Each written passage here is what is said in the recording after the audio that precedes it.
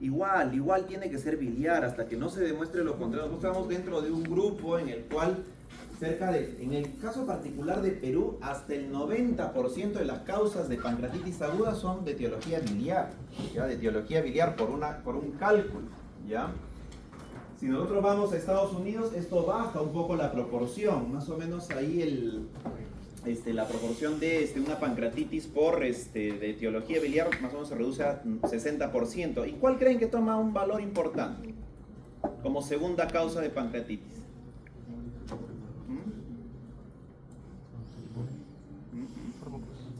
Alcohol. El alcohol, ¿no? Es la segunda causa de pancreatitis.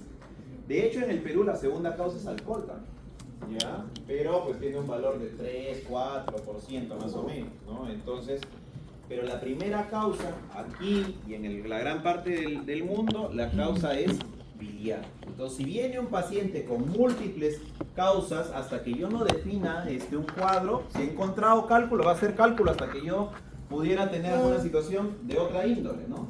Pero va a seguir siendo cálculos, a pesar de que hayas tenido un consumo agudo de isoniazida, un consumo agudo le he encontrado triglicéridos, y hasta que yo no defina si es que es más de 1000, sigue siendo una causa de etiología biliar. Siempre se tienen que ir de lo más frecuente a lo más infrecuente, ¿no? Entonces, siguiendo con este contexto, para poder de alguna manera definir si es que estos, puede ser triglicéridos, fármacos o cálculos, ¿qué es lo primero que podría hacer para definir eso? Una ecografía para primero confirmar si tiene, ¿no? Porque él te viene y te dice, ¿no? Yo tengo un antecedente de cálculo, ¿no? Entonces, ¿podemos seguir insistiendo con eso o no? Y más aún si es que puede haber una complicación por estos cálculos, ¿cuál podría ser? Que me han estado insistiendo ahora. No algo menos que una infección, que sería colangitis. Coledocolitiasis, ¿no? La coledocolitiasis, que me está insistiendo mucho su compañero ahora, como una CEPRE, ¿no? Entonces, coledocolitiasis, ¿no? Eso sería una de las complicaciones más frecuentes de un paciente con colelitiasis. Pero, por ejemplo, si yo tengo sospecha de una hipertriglicéridos, no le tomo triglicéridos. Es al azar, por ejemplo, eso, ¿eh? No tiene que esperar de que estén ayunas, no, en ese momento se le hace la toma, y cuando se hace esa toma, particularmente lo que se ve es que como tiene una alta concentración de triglicéridos en el plasma, uno le toma la muestra. Yo una sola vez en la vida he visto una pancreatitis por triglicéridos, y se le toma la muestra, una muestra lechosa.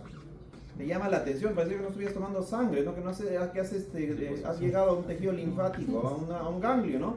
Y te sale blanco, ¿no? La muestra, ¿no? Porque hay una alta carga de esto. Entonces podrías allá descartarlo, por ejemplo, haciendo la toma.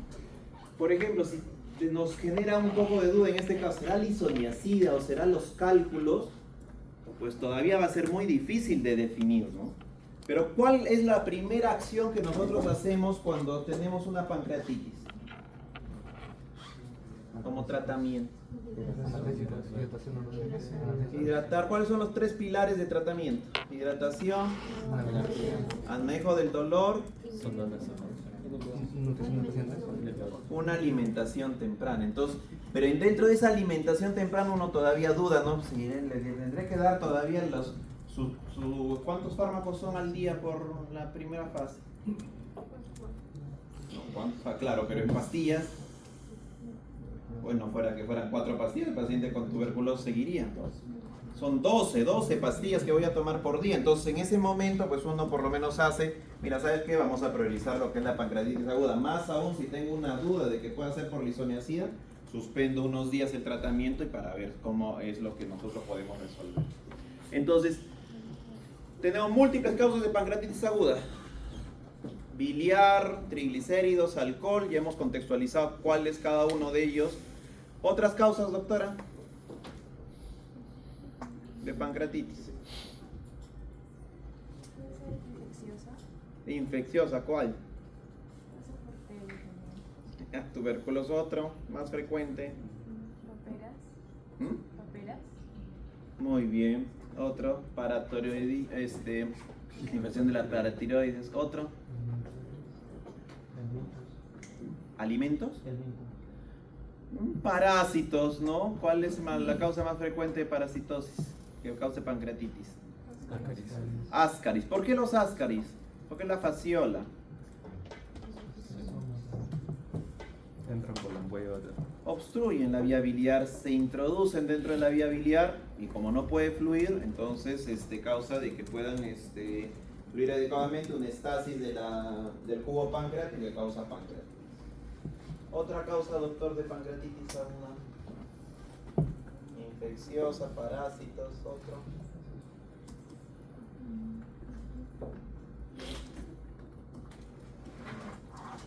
Creo que hay más de 40 causas de pancreatitis aguda ya. Vaya, no. Neoplasias. Cáncer de páncreas, cáncer de los tumores periampulares. Traumatismos. También pancreatitis aguda, así que eso ustedes deben de tenerlo en cuenta, ¿no? Para que de alguna manera eso les pueda generar pues también un amplio espectro de lo que nosotros podemos tener dentro de estos casos en particular. Muy bien, entonces digamos. Doctor, lo que pasa es que tengo otra causa que es por picadura de escorpión. Lo que pasa es que cuando se la menciona un doctor se ríe, no sé si es que hay un caso. ¿Cuál es? Yo no me reiré, doctor. Por picadura de escorpión. No es frecuente, le he escuchado, pero no es frecuente, no me he reído.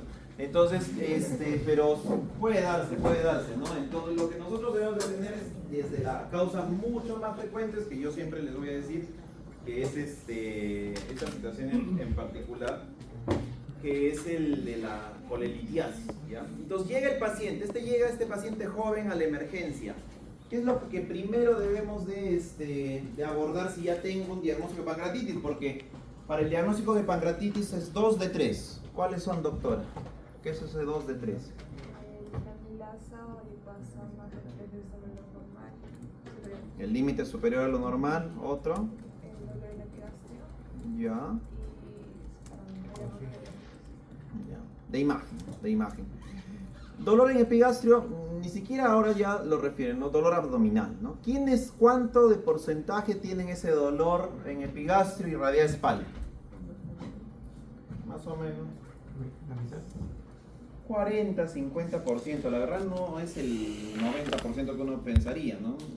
Los exámenes lo vamos a plantear así, pero no es tan frecuente eso, ¿no? Cerca de un 40, 50% de los casos van a tener este dolor típico, ¿no? El dolor típico de dolor en epigastrio y radial espalda. Entonces hay que ser también de alguna manera muy acuiciosos para poder de alguna manera también definir si es que este paciente tiene o no tiene, ¿no? Pancreatitis aguda. Entonces tiene 2 de 3, tiene dolor abdominal, tiene una amilasemia, hiperlipasemia. ¿Cuál de esos dos, doctora, usted, cuál es de esos dos, tanto la lipasa o la amilasa, cuál es más sensible y específico para pancreatitis? De esos dos, ¿cuál es?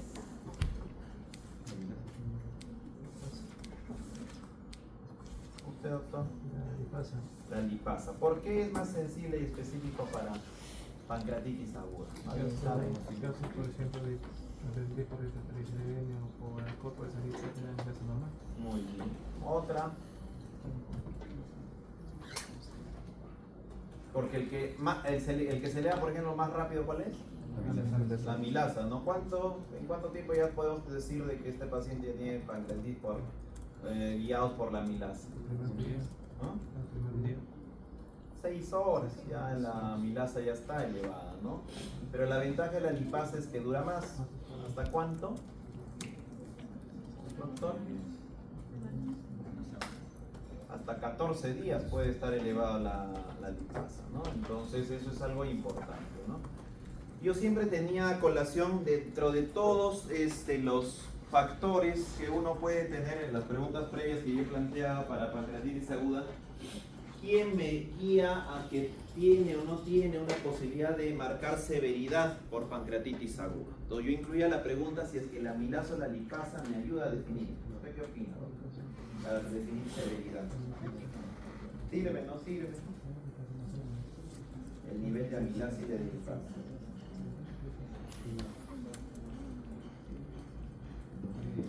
A ver, doctor, ¿usted sirve o no sirve la amilasa para definir severidad? no tiene ningún efecto, no nos ayuda. Uno que tenga este paciente ingresado con 1600, otro paciente que viene con 15.000 de lipasa, ¿está peor? No está peor. Solo lo único que te define es diagnóstico, nada más que diagnóstico, no define severidad. Entonces, ¿cuáles son las que de alguna manera nos ayudan para predecir severidad? El hematocrito y la urea. Hematocrito, ¿cuánto de valor?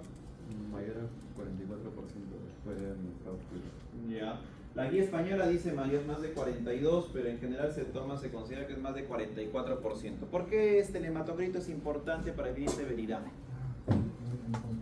Hemoconcentración, ¿no? Hemoconcentración. Recordemos que estos pacientes en general generan, para la redundancia, un tercer espacio, ¿no? Entonces, jalan mucho el plasma también y el paciente se hemoconcentra. Entonces, eso es importante que ustedes lo puedan considerar. ¿Qué otro factor puede, doctor, para generar severidad en pancreatitis aguda puedes tomar en cuenta? Aparte de la hemoconcentración.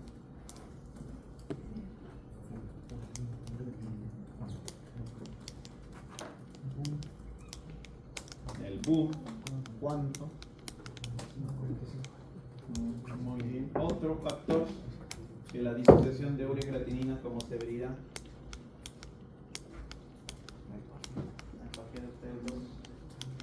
Para severidad. Muy bien. Alteración del estado mental también influye para definir si es que es un paciente con pancreatitis aguda. Dentro de los laboratoriales,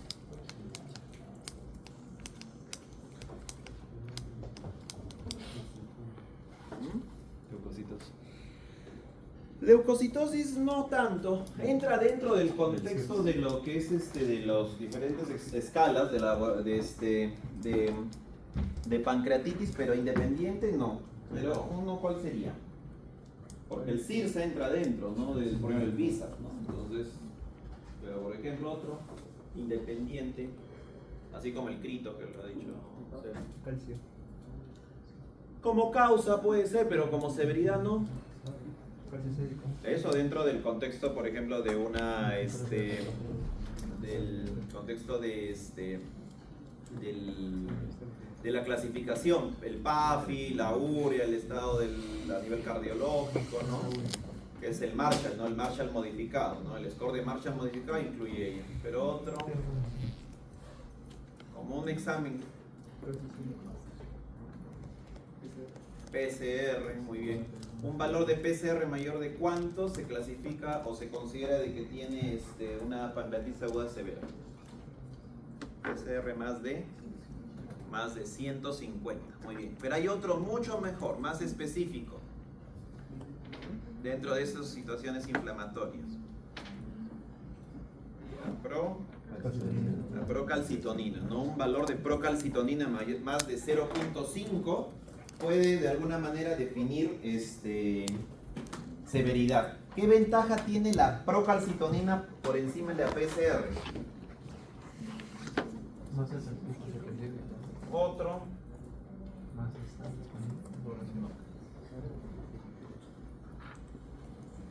Que es más rápido, ¿no? Más rápido de la elevación en el contexto de severidad. En cambio, no, para la PCR nosotros debemos esperar hasta 24 horas. En cambio, la procalcitonina, 6 horas ya te puede definir severidad. ¿Ya? Entonces, en este caso en particular, la mejor respuesta sería pues colelitiasis, ¿no? Colelitiasis. Vamos a seguir con este mismo caso, ¿ya? Y este caso ingresa, pues como les había dicho, con 1600 de amilasa lipasa, una PCR en 10, unas bilirrubinas totales en 1.4, predominio directo en 1, una TGO en 49, una TGP en 128, fosfatasa alcalina en 120, GGT en 60, y la ecografía muestra una vesícula biliar con múltiples cálculos en su interior y con una pared de 3 milímetros y un colédoco en 7 milímetros. ¿Cuál sería el siguiente mejor paso? También tiene leucocitos en 17.000, un hematocrito en 36%. no estemos concentrados. Entonces, dentro de este contexto, 17.000 leucocitos con una bilirrubina un poco elevada. ¿Cuál es lo que debemos de descartar? Colangitis. Una colangitis aguda. Entonces, ¿tiene en este momento el paciente una colangitis aguda o no?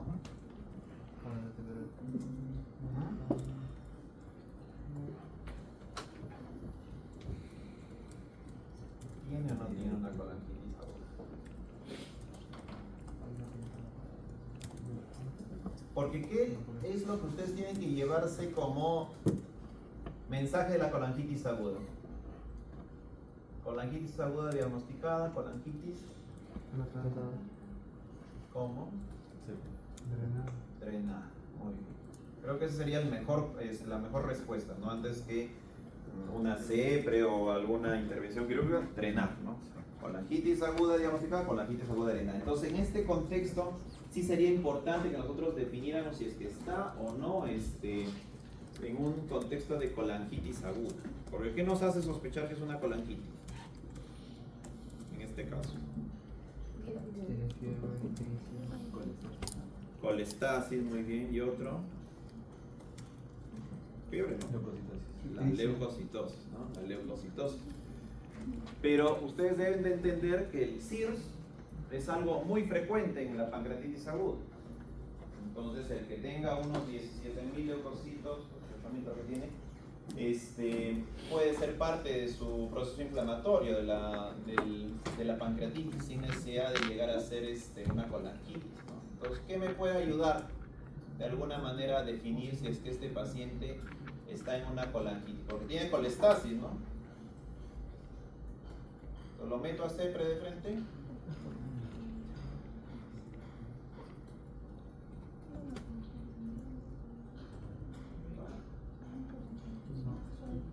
Una colangiografía. ¿Cómo lo puedo obtener esa colangiografía? Está muy bien. Con una resonancia. Entonces sería una colangioresonancia, ¿no? Porque la colangiografía, ¿cómo yo puedo hacerlo? ¿Cómo lo hago? Colangiografía, yo tengo una visualización directa de la vía biliar. ¿En qué momento se puede hacer una colangiografía?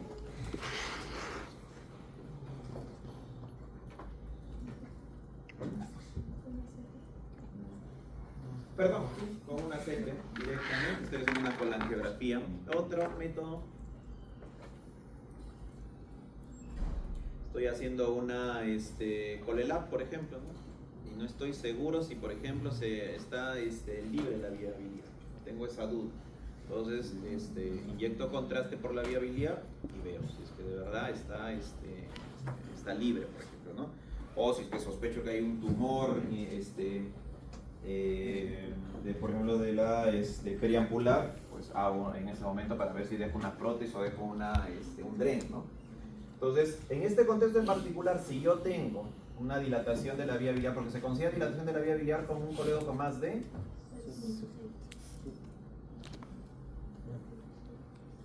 0.6 centímetros. Más de 6 milímetros se considera, ¿no? Como que tuviéramos una dilatación de la vía biliar. ¿Este paciente cuánto tiene de coledoco? 10, ¿no? Pero vas sumando tú, ¿no? Aparte de que tiene dilatación de la vía biliar, ¿qué más tiene este paciente?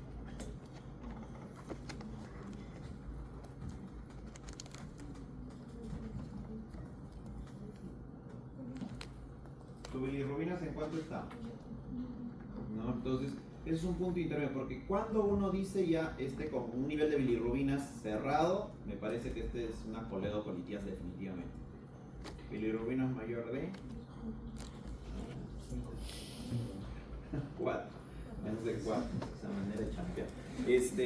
Más de 4, ¿no? Una bilirrubina más de 4 se considera de que ya este paciente debería, es una alta sospecha de una coledocolitíasis, por lo tanto quizás debería entrar a un procedimiento de CEPRE. Pero debemos también de recordar que la CEPRE ya no se considera un método diagnóstico, es solo de tratamiento. ¿Por qué? Porque tiene riesgo de generar una pancreatitis aguda. Por ejemplo, ¿no? La complicación más frecuente de una CEPRE es dolor abdominal. El paciente termina con dolor abdominal, entonces uno tiene ahí que esperar todavía, ¿no? Pero la otra de las complicaciones es pancreatitis aguda. Recordar que las CEPRES, como canulas, tú la vía biliar ingresas a la vía biliar a veces, ustedes ojalá puedan entrar en algún momento una CEPRE, llegas hacia, colocas la guía y de forma involuntaria puedes ingresar al Wilson y ya estimulas el páncreas.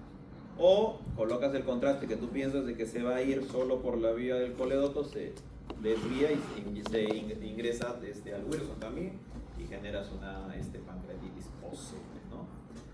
Pancreatitis post-CEPRE en general son leves. Las pancreatitis post-CEPRE en general son leves, son pancreatitis leves. Pero uno que otro también puede tener severidad. ¿Qué otro efecto adverso tiene una CEPRE? ¿Perdón?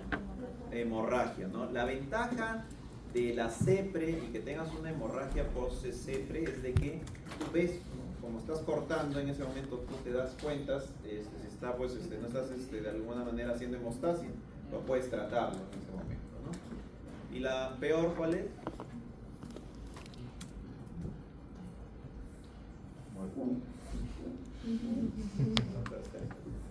Aventaron en otro.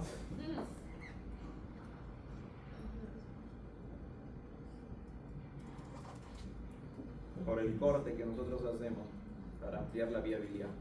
Infección del sitio operatorio. No, sí, no. Si es que yo corto la parte del duodeno. Perforación, la perforación, ¿no? Entonces, eso sería el efecto fatal. Entonces, cuando estos pacientes que, por ejemplo, entraban con pancreatitis aguda y les hacías una pancreatitis post-CEPRE, pues entonces fue por eso que ya se dijo, no podemos entrar a hacer la colangiografía en ese momento y definir si es que en ese momento sacamos el cálculo o no. Entonces, por eso se optó en que una situación intermedia debería de ser siempre hacer una valoración con una colangioresonancia, ¿no? Recordar que si es que viene alguien, por ejemplo, este caso en particular es un paciente joven, aparte tiene un diagnóstico de colelitiasis, podría hacerse la colangioresonancia sin contraste.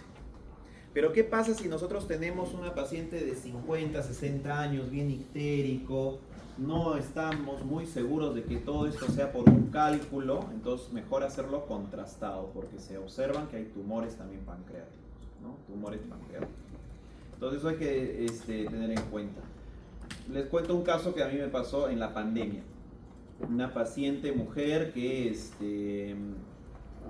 de alto poder económico, recuerdo que estuvo muy cansada de estar en su casa. Entonces un día dijo, yo ya no aguanto más, me voy a ir a un chifa, al primer chifa que esté cerca de ahí de la planicie. Se metió ahí y después de 2 días empieza con dolor abdominal y se pone histérica. Entonces su familia le empieza a decir, eso te pasa, ¿para qué te has ido? ¿A dónde te habrás metido? Seguro has hecho una hepatitis. Entonces la señora, pues como en ese momento, lo recuerdo mucho, sería pues abril, mayo de la pandemia, que nadie se quitaba la máscara, ni siquiera porque ibas a la emergencia, entonces se le miraba apenitas sus escleras, ¿no? Entonces se le hace una prueba del perfil hepático, sus bilirrubinas estaban en 3, predominio directo, transaminasas en más o menos 300, 400, pero como tuvo un dolor, ¿no? Se le hace una ecografía, y en la ecografía sale que tenía un cáncer de páncreas, ya un tumor páncreas. Entonces, eso siempre nos debe de enseñar de que si una persona joven, 50 y tantos tenía, siempre debemos de sospechar, y esa es una pauta, ¿no? Para los americanos es más de 40, todo estudio contrastado. Menos de 40 sí puede sospechar. Pero sobre todo, por ejemplo, otra cosa particular que definen ellos, si viene por dolor generalmente vas a sospechar que es un cálculo, ¿no? Pero si no viene por dolor, es una ictericia que se presenta de forma, no súbita, pero de forma, que se va de forma acumulativa, progresiva, sospecha de que puede ser un tumor hasta que se muestre lo contrario. Pues volviendo al caso. Nosotros, tenemos en este caso en particular una etapa intermedia, que puede ser la colangioresonancia.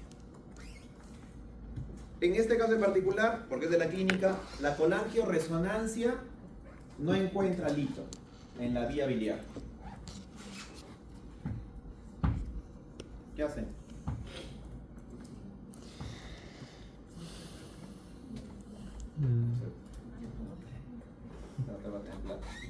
Otra.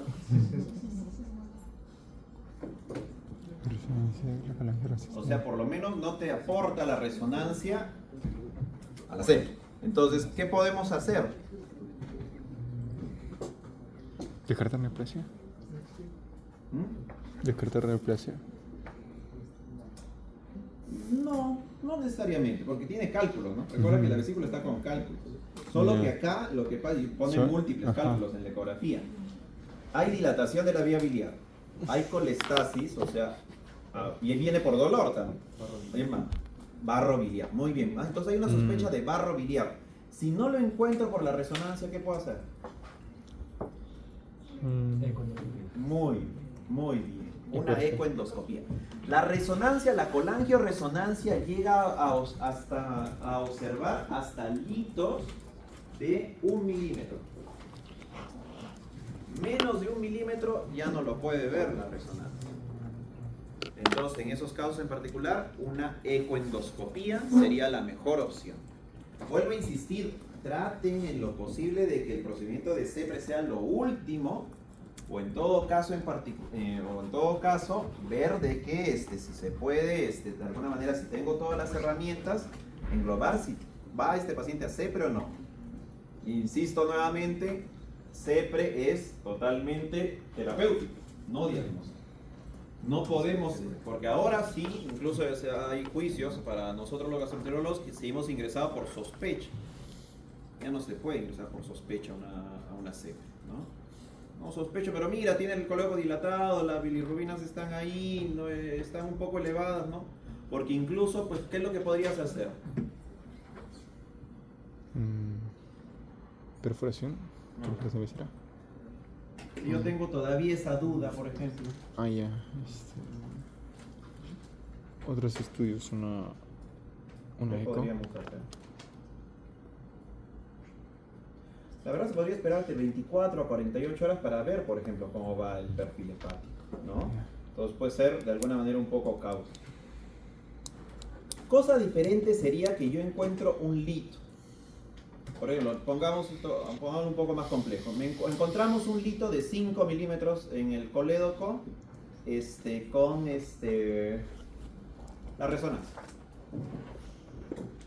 ¿Qué hacer? CEPRE. Entonces aquí viene la nota. Porque dentro de un contexto de pancreatitis, ¿cuándo se hace la CEPRE? Solo hay una sola razón. En caso de colidiasis, no. Colangitis.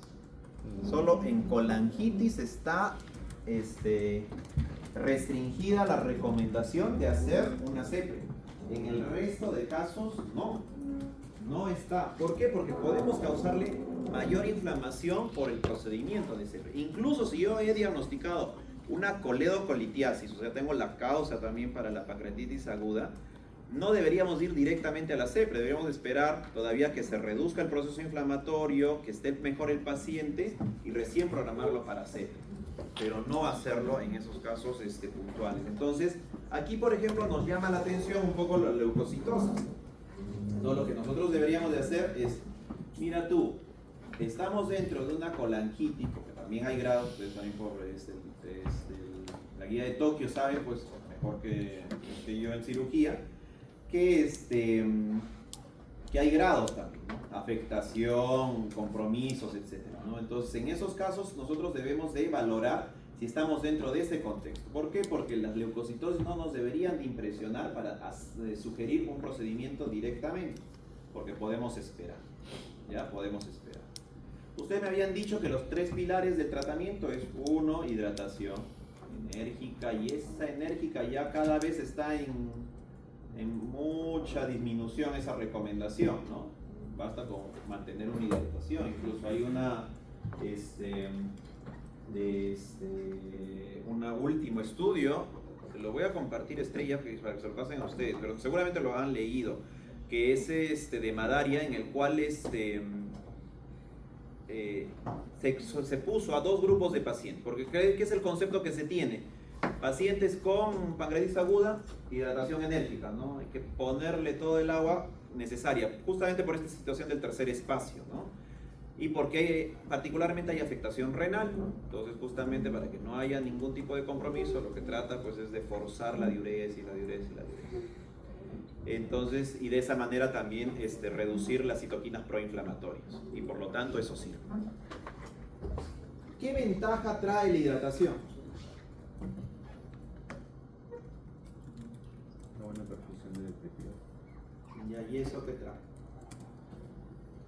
¿Por qué la hidratación es uno de lo principal?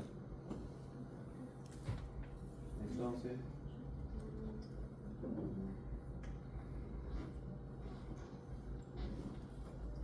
Baja el riesgo de necrosis.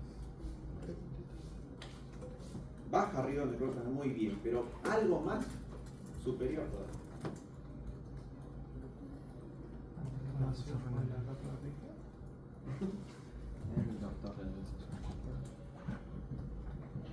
Lactato de Ringer versus cloruro de sodio.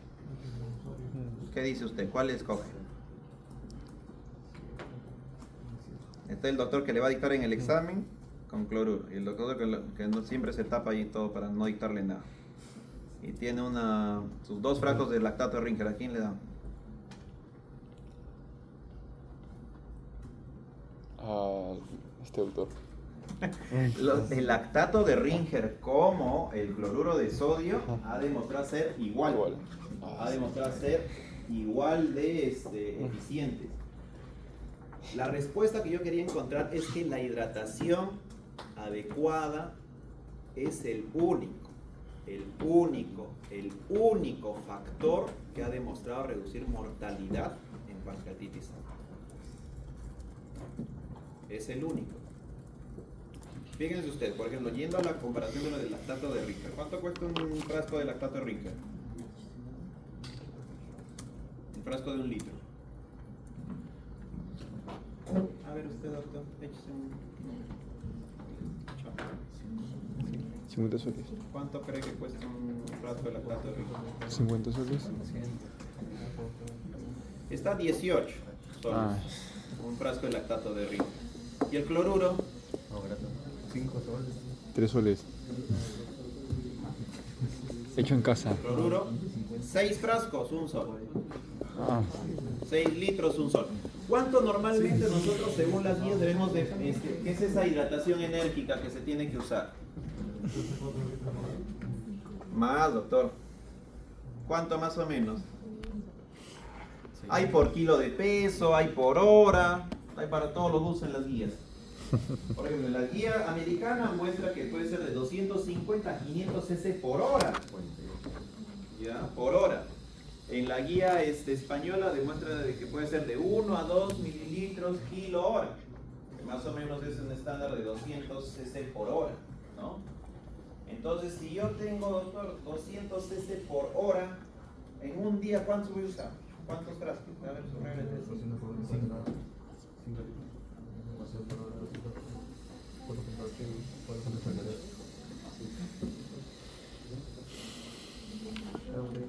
5 o 6 litros por día, ¿no?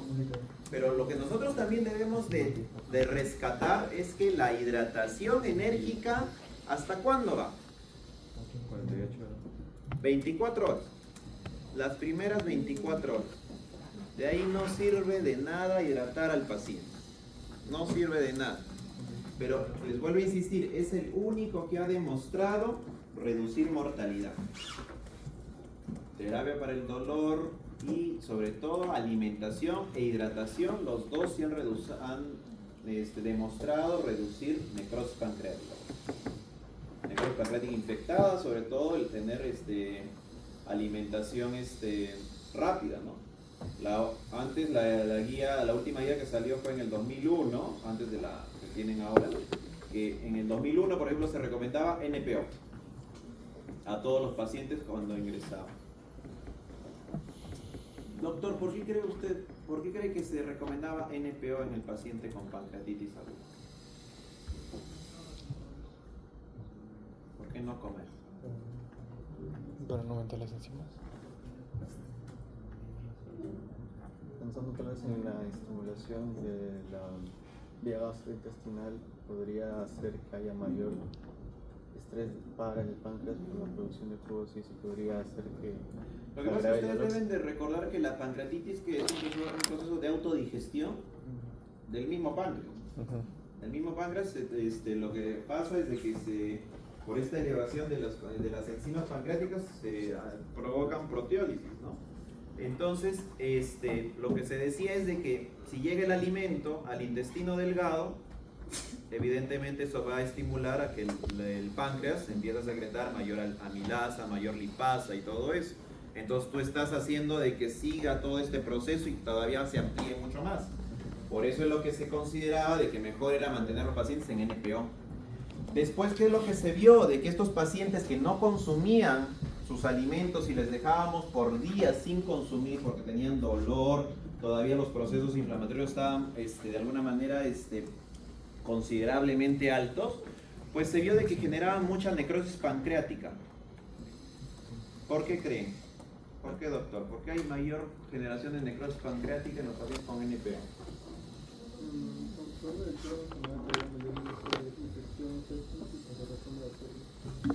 Muy bien, es por la translocación bacteriana, pero ¿qué cosa trae la translocación de comer y no comer?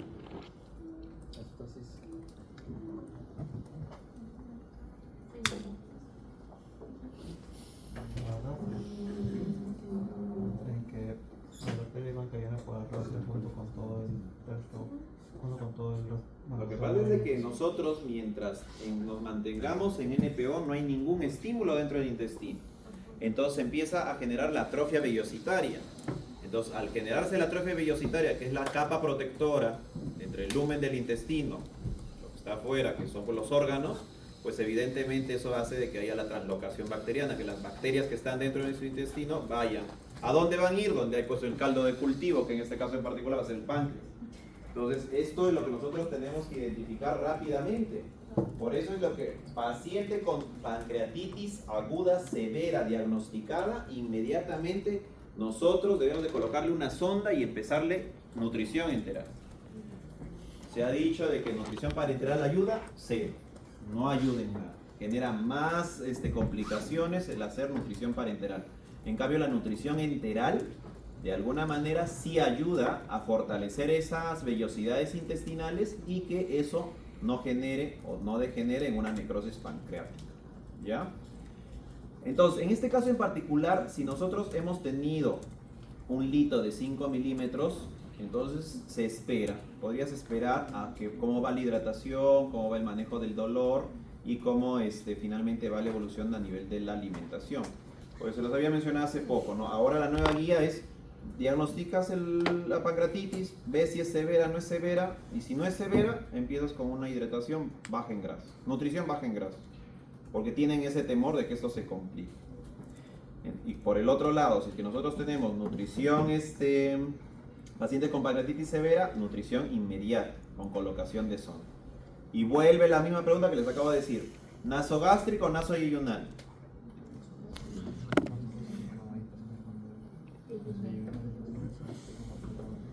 También, igualito, en un estudio del Critical Care, comparó pacientes con pancreatitis severa versus pacientes, en ambos grupos, perdón, pacientes con pancreatitis severa en ambos grupos, y a uno se le colocó la nutrición vía nasogástrica y el otro vía nasoyeyunal.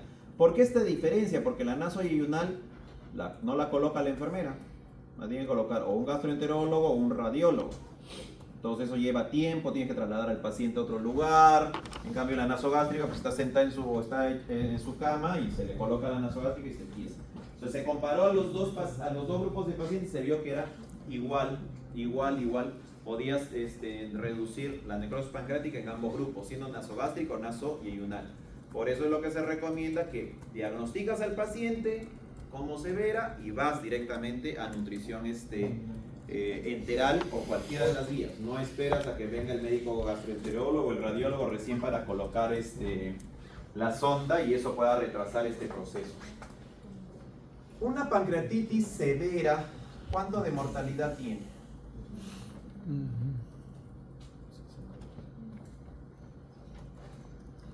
70%. 80. Único doctor que se cuida.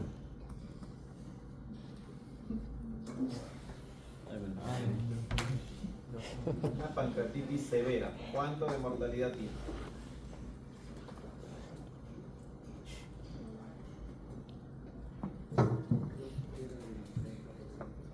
30.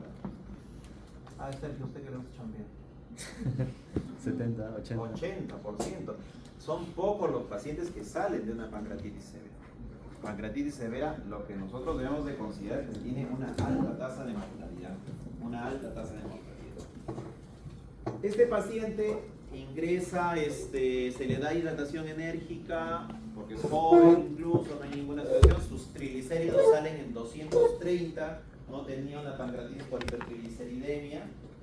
Y pasan 48 horas, empiezan a reducirse sus factores inflamatorios, los leucocitos a las 12 horas ya pasaron a ser 12.000 sin necesidad de antibióticos, bastones tampoco, nunca los tuvo, y la PCR también que estaba baja, sí, no se elevó.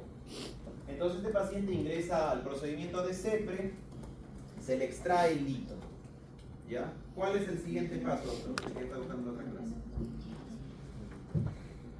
Ya le he hecho la CEPRE. Muy bien. Entonces nosotros lo que tenemos que hacer es que este paciente en la misma hospitalización pase directamente a cirugía y se le haga la colecistectomía laparoscópica. ¿Ya? Vuelvo a otra pregunta. Si yo tengo un paciente con colelitiasis que me ha desarrollado pancreatitis aguda, ¿cuánto de riesgo es de que me haga una nueva pancreatitis?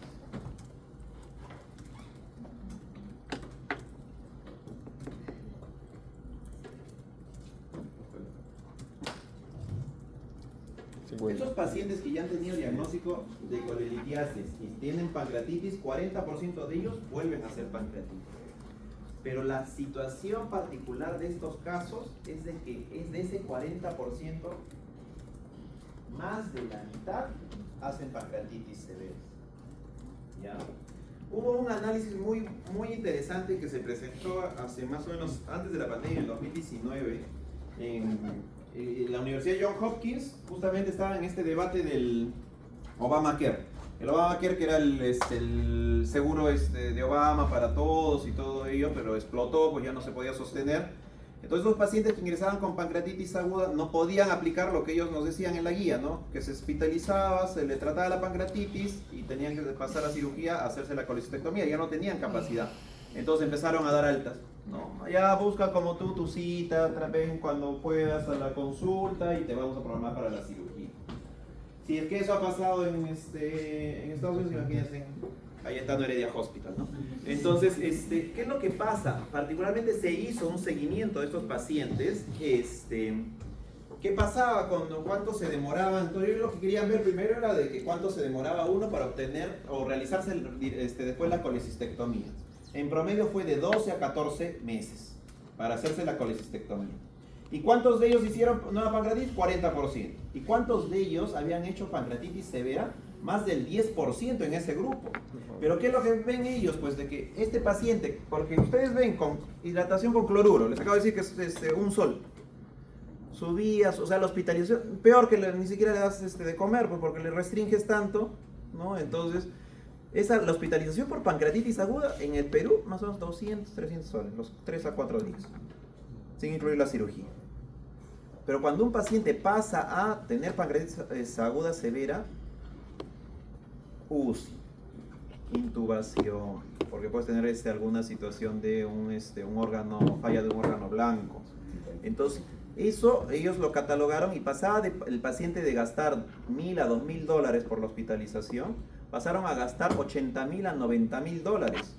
Pero lo peor de todo, y creo que eso va al margen de la situación económica, es que podían morir. Entonces yo creo que eso es el impacto de lo que tenemos nosotros que insistir. Paciente con diagnóstico de pancreatitis debería de irse operado. ¿Se hace eso en la práctica privada? Sí se puede hacer porque hasta ahora lo podemos recomendar, pero en la práctica pública es un poco difícil, ¿no? Pero para muestra un botón, yo tuve un caso también antes de que me retire del hospital, paciente joven, 36 años justamente recuerdo, y que hizo 2 pancreatitis agudas. En su tercera pancreatitis aguda, el paciente ingresa con falla de órgano a nivel renal, se dializó, hizo una necrosis pancreática, estuvo hospitalizado cerca de 40 días, antibióticos y todo eso, y el paciente no salió. Y esas pancreatitis la hizo solo en un año, las 3, y murió, ¿no? Entonces eso es lo que nosotros debemos de alguna manera clarificar, porque la gran mayoría de pancreatitis ustedes lo van a ver en las emergencias, porque es una de las causas más frecuentes de emergencia en gastroenterología. Son jóvenes, generalmente pues son pacientes mujeres, ¿no? Con un poco de sobrepeso y todo ello.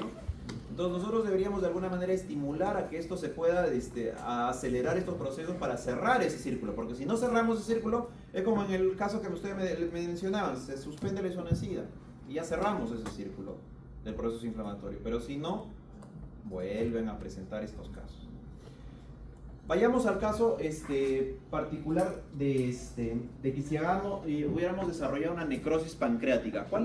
Cuando yo hago un diagnóstico de necrosis pancreática, ¿cómo lo hago?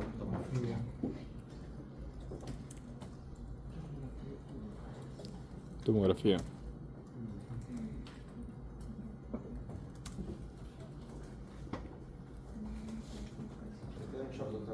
A ver, una necrosis pancreática, vamos a ver un poco más fácil. Una necrosis pancreática infectada, ¿cómo se diagnostica?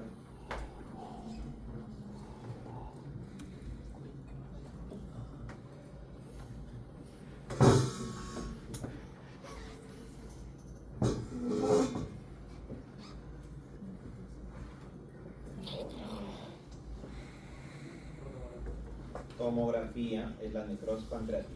Y la infectada.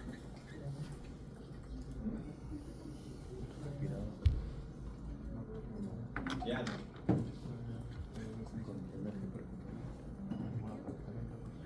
La necrosis pancreática normal, común y corriente es el diagnóstico es por tomografía, ¿no? Tomografía. Y la infectada también es tomográfico, pero ¿qué diferencia hay? ¿Qué cosa yo busco en la tomografía cuando sospecho de que hay infección? Aire, ¿no? Gas en el interior del páncreas. Entonces, esa es una. O si yo tengo una alta sospecha, es un paciente que a mí no me parece que hubiera gas en la tomografía, pero mira, está con fiebre, ya no me parece que es un CIRS. ¿No? Punción por aguja fina. Muy bien, punción por aguja fina. Y eso por guía tomográfica.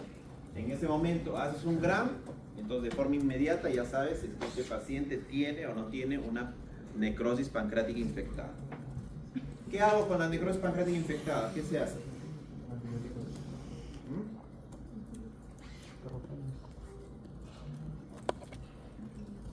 Está muy bien lo que dicen, pero había escuchado también drenaje.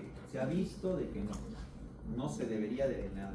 Lo que se trata es de esperar lo más que se pueda que esta infección la podamos controlar.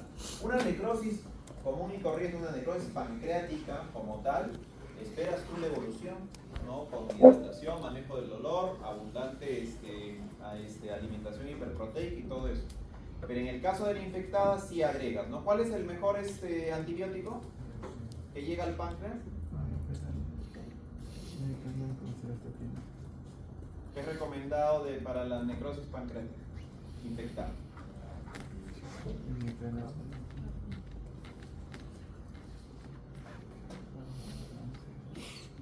Carbapenem, meropenem, ertapenem, etc. La ventaja del meropenem por el ertapenem, ¿cuál es?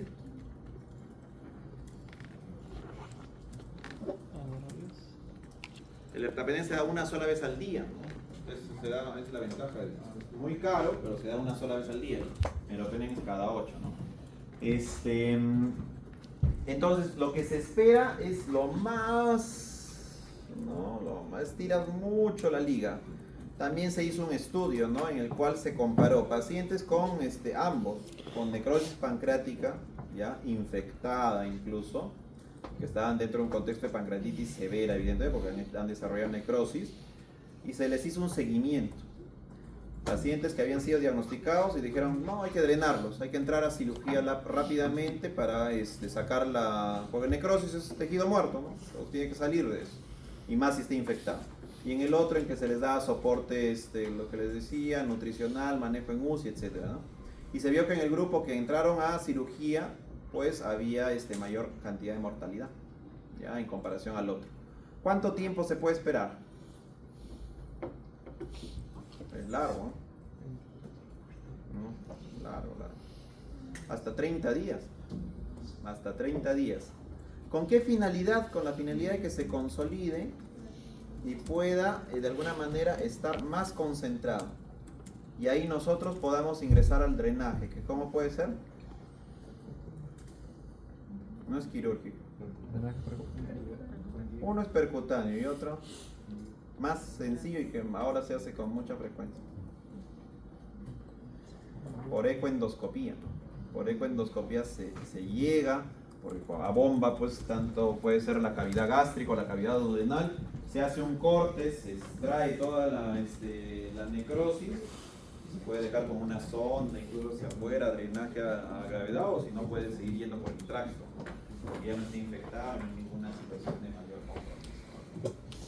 ¿Cuáles son las complicaciones que presentan los pacientes con pancreatitis aguda, ya a niveles de su estructura? Uno, necrosis, el otro, el pseudoquiste pancreático, ¿no? El pseudoquiste pancreático también es algo que nosotros con frecuencia lo vemos en estos pacientes que incluso han desarrollado una pancreatitis leve y uno piensa, ya, todo ya pasó, ya te operaste de la vesícula, no tiene ningún problema, anda a tu casa, y después vienen por sensación de llenura, indigestión, dolor abdominal en epigastrio, ¿no? Entonces con síntomas de dispepsia, ¿no? De dispepsia, y se les hace una ecografía, se les hace una tomografía y encontramos un pseudoquiste pancreático, ¿no? ¿Por qué pseudo?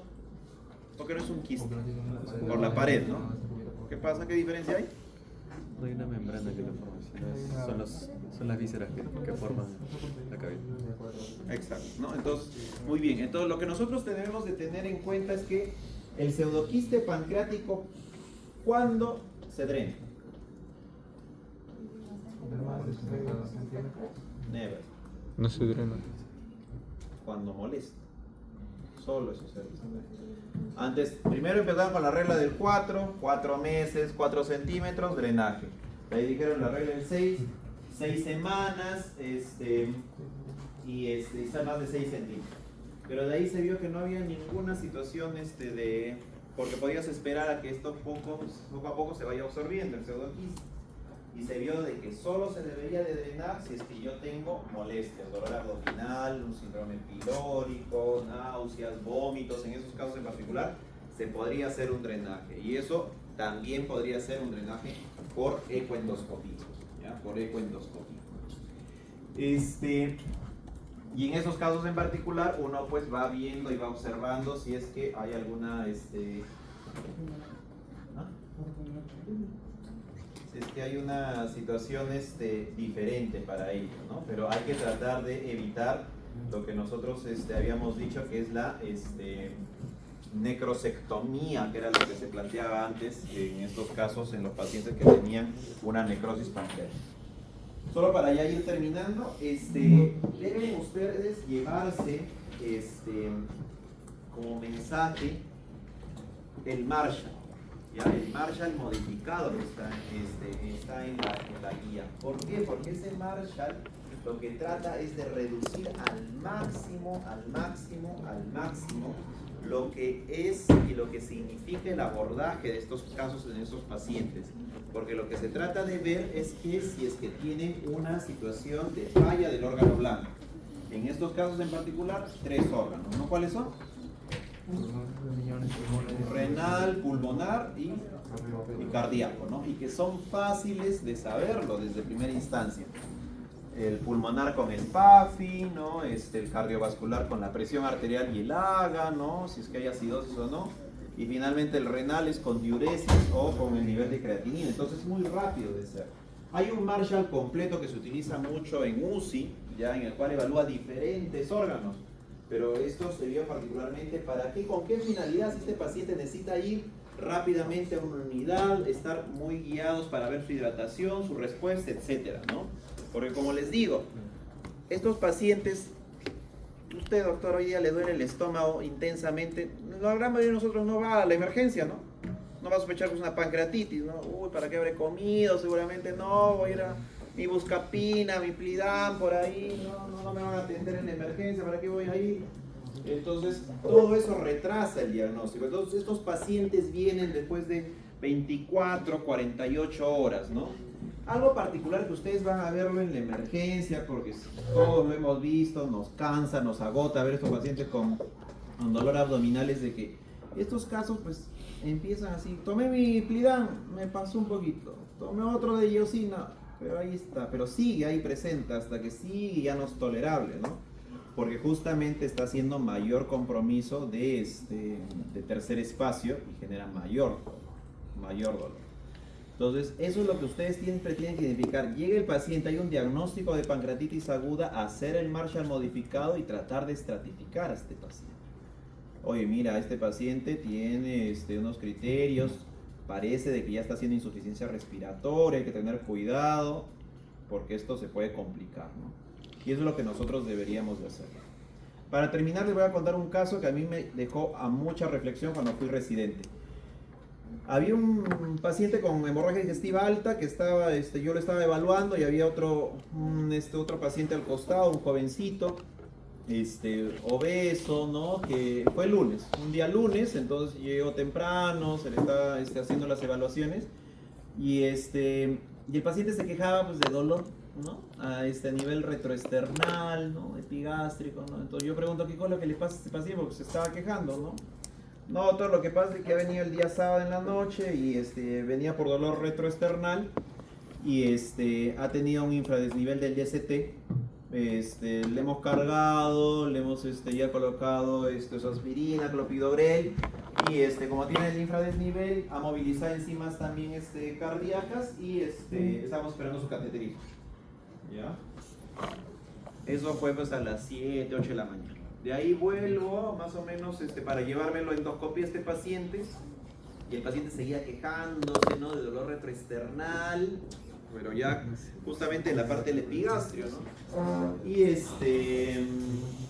yo estaba llevando al paciente a emergencia, y le digo, pero hay que hacerle algo, ¿no? No tendrá un cálculo, vean, pues, no, ahora le vas a colocar morfina, pues, doctor, porque está con una situación cardíaca, ¿no? Y hay que estar ahí al presente. Bueno, lo regreso al paciente después de la endoscopía al mediodía, y este paciente ya se quejaba de un dolor muy profundo a nivel del epigastrio, ¿no? Y ya hacía pues la clínica que se irradiaba a espalda, ¿no? Entonces, yo les digo, oye, no va a ser que haya una pancreatitis, seguramente tal vez tenga un cálculo, y no vaya a ser que haya hecho en la hospitalización una pancreatitis aguda, ¿no? Y eso fue al mediodía, y cuando yo vuelvo a las 3 de la tarde, el paciente ya no estaba, ahí estaba en shock trauma, ¿ya? Este paciente había ingresado, pasó a shock trauma por insuficiencia respiratoria. Se le hace una placa de tórax, tenía efusión pleural izquierda, se le hace, ya se choca el paciente, se le coloca su CBC, sale con unas enzimas pancreáticas en 15.000 y 20.000, ¿ya? Y se le hace una tomografía inmediatamente porque se quejaba de tanto dolor abdominal y tenía una necrosis pancreática del 90%, ¿ya? Con un abdomen a tensión y todo ello. Ese paciente falleció a las 9 de la noche. Entonces nosotros debemos de recorrer, y eso lo han visto en cardiología, hay diferentes situaciones que pueden alterar el EKG, y uno de ellos es el dolor abdominal, y otra que también puede alterar las enzimas pancreáticas, disculpadamente, dentro de un contexto de un IMA también puede alterarse las enzimas pancreáticas. Entonces, Este paciente solo había venido por una pancreatitis aguda, solo que, como les digo, ese 40-50% del que hace el dolor en epigastrio y radioespalda solo son 40-50%. El resto no. Y este paciente, ¿con cuánto de crito creen que ingresó? El sábado en la noche. 50% de crito tenía. Y nosotros, primero lo dejamos en NPO porque pensaba que estaba infartando. Le dejamos sin hidratación, ¿no? Le estaba manejando el dolor con morfina de vez en cuando porque pensamos que era un paciente cardiópata, ¿no? Y en nuestra cara, un paciente de 30 años murió. Entonces eso ustedes deben de tener en cuenta. Miren que ya les he dicho, 2 casos en los cuales pacientes con necrosis pancreática no han terminado. No han terminado. Y más aún la demora, porque, y les vuelvo a resaltar, si ya pasamos de esas 24 horas de hidratación, ya que nosotros le pongamos con CBC, agoteo, por bomba, todo, ya la posibilidad de mortalidad es alta. No vamos a poder darle ese aporte de que una hidratación adecuada le va a reducir la posibilidad de mortalidad. Así que ustedes siempre tienen que fijar ello. Pancreatitis aguda es una situación muy frecuente en todas las emergencias del país. ¿Por qué? Porque tenemos una alta incidencia y prevalencia de colelitiasis en el Perú. Hoy día seremos 20, 30 personas aquí. Probablemente 3 a 5 no saben que tienen cálculos de la vesícula y están acá. Y están acá. Pues podemos ser asintomáticos hasta una etapa en que ya va creciendo, va aumentando y todo ello. Entonces nosotros siempre debemos de tener eso en cuenta para de alguna manera unificar. Y eso es lo que se ha tratado justamente con este tipo de situaciones, ¿no? Que son del correr del día a día, sin llenarles de casos que no se presentan con frecuencia, pero que son del día a día para nosotros. ¿Ya? ¿Alguna consulta, pregunta? Entonces, en ese caso, en el paciente que no tiene nada de, pues no tiene ese tipo de dolor, ¿cómo sospecharíamos de una pancreatitis? Lo que pasa es de que cuando un dolor, por ejemplo un dolor cardíaco es lo que por el doctor Medina pues reventó a todo su servicio, porque él dijo, pero ¿cómo? Si es que un dolor cardíaco definitivamente con el uso de morfina calma, ¿no? Se te va, porque tú no estás justamente tratando de manejar la vasodilatación a nivel cardíaca y ese paciente calma, ¿no? Por eso es lo que nosotros esperamos, pues, ¿no? ¿Y cómo lo monitoreas? Con EKGs. Y le hacían los EKGs y no había otro cambio, porque también decía, pues si hubiera habido la progresión como tal del paciente clínicamente, pues evidentemente sigue haciendo cambios y empieza a hacer una elevación del ST y todo ello, ¿no? Entonces fue una situación que sí llamó a lo que antes nosotros, ahora ya no se hace, ¿no? Pero antes se hacía pues el MIC, ¿no? Muerte y complicaciones, y llamaban al residente que había tratado, exponía todo, y eso sí, también en ese caso en particular.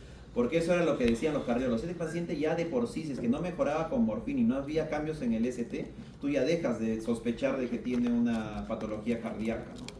Porque debe tener otra cosa, porque puede ser pulmonar también, ¿no? Una disección de aorta también podría haber sido, ¿no? Una úlcera perforante también, ¿no? Sangrante en ese momento, pero úlcera perforada también.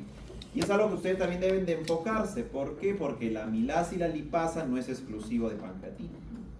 Se puede elevar en diferentes tipos de situaciones, apendicitis, diverticulitis, perforación de órgano. Una cetoacidosis diabética también puede elevar enzimas pancreáticas, ¿no? Entonces hay que siempre tener esa sospecha. Doctor, una pregunta. Entonces la pancreatitis siempre altera el EKG. La pancreatitis. El dolor puede, no siempre. Puede alterar el EKG. ¿Y cuál es el patrón usual del EKG? Infradenivel del S. Infradenivel.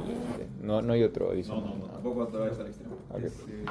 Hay derrame pleural porque hay una inflamación contigua, ¿cierto? A nivel justamente del hemidiafragma izquierdo, porque ahí sube un poco el páncreas y por contigüidad tener inflamación. Y puede que, esa inflamación también pase al pericardio y genere variaciones. También puede. ¿Alguna otra? Muy bien, chicos, gracias. Hasta luego.